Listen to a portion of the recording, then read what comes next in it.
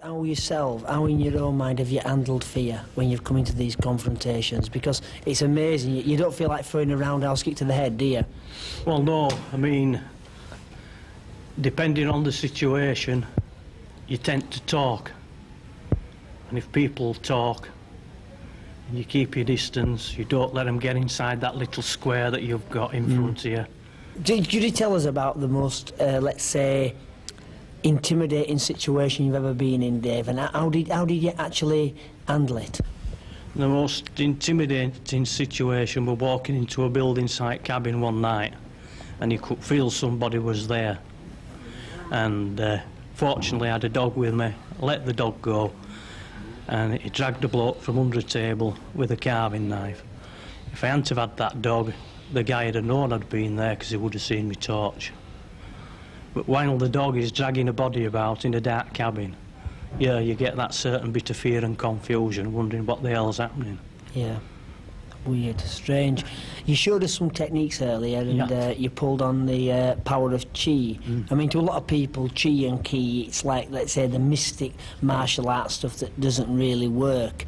I mean, why do you think that such techniques and so many people talking about chi, ki nowadays, when as before, let's say 5-6 years ago, they didn't seem to be doing? I think there's more books out on internal arts, and I think the Chinese has opened up a lot more than they did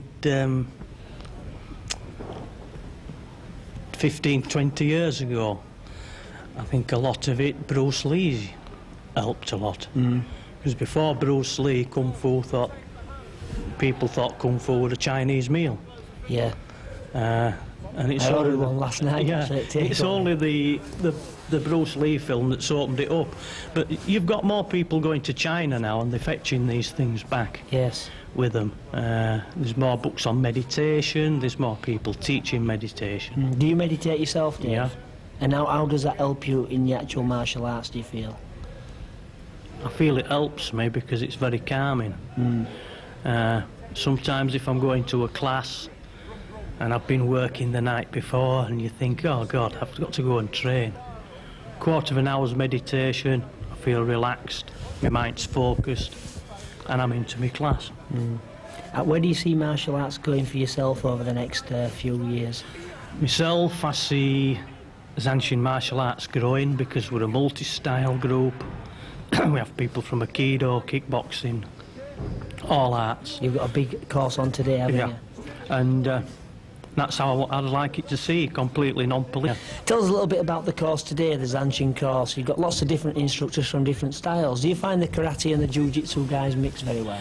I find that the jiu-jitsu guys and the karate guys and aikido guys mix. We've got people today that's done aikido and they've always fancied trying karate. Yes. So they go along to the karate group, they try it. If they like it, they like it. If they don't, they don't. We've got the jiu-jitsu guys with aikido. All right, very, very intermingled, but techniques is different. We've actually got Siegfried Benkel from Germany with us and Salvatore Minelli from Italy. I went out in Spain with them last year and I've been out this year, and I find that they're from Germany and Italy. The techniques that they teach and we teach are 80% to 90% the same. So there is a standardisation. I think there is a standardisation in the martial arts.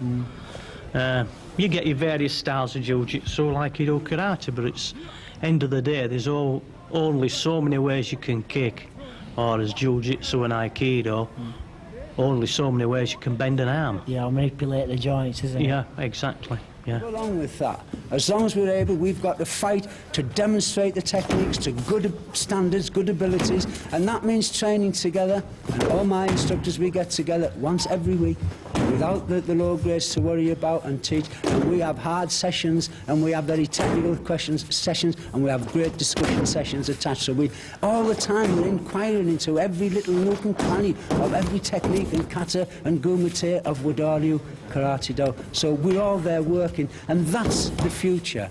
And we look at children, we've got some fantastic kids in the EKW, you know, brown belts and young gangers, and I see them stood up as men, and some of my top instructors now came to me as little children, 10, 12-year-old, and they're now in their 30s and that 40s nearly, and they're great people, and I'm seeing young ones coming up now, and that keeps me going. There's plenty to do for the future.